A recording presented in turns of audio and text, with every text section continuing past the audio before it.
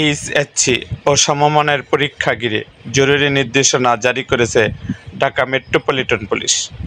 HSC পরীক্ষা উপলক্ষে কেন্দ্রের 200 গজের মধ্যে জনসাধারণের প্রবেশ নিষিদ্ধ ঘোষণা করা হয়েছে।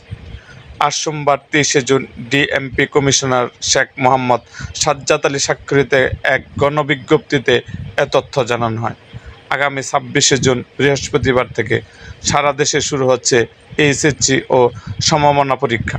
ঢাকা মহানগরীর বিভিন্ন পরীক্ষা কেন্দ্রে অনুষ্ঠিত হবে এই পরীক্ষা, যা ঘিরে নির্দেশনা দিয়েছে ডিএমপির বিজ্ঞপ্তিতে বলা হয়, পরীক্ষা কেন্দ্রগুলিতে সুষ্ঠু ও শান্তিপূর্ণভাবে পরীক্ষা অনুষ্ঠিত হওয়া নিশ্চিত করার প্রয়োজনে ঢাকা মেট্রোপলিটন পুলিশ অর্ডিন্যান্স এর 1829 দ্বারা অর্পিত ক্ষমতা বলে পরীক্ষা কেন্দ্রসমূহের 200 গজের মধ্যে পরীক্ষার্থী ও পরীক্ষা সংশ্লিষ্ট ব্যক্তি ব্যতীত জনসাধারণের অনধিকার প্রবেশ সম্পূর্ণরূপে নিষিদ্ধ।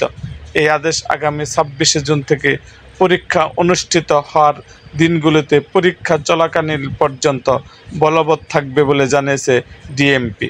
এরকম আরও ভিডিও পেতে আমাদের মুক্তাগাছার ইতিহাস মিডিয়া ইউটিউব চ্যানেলটিকে সাবস্ক্রাইব করুন এবং পাশে থাকা বেল আইকনটি বাজিয়ে দিন।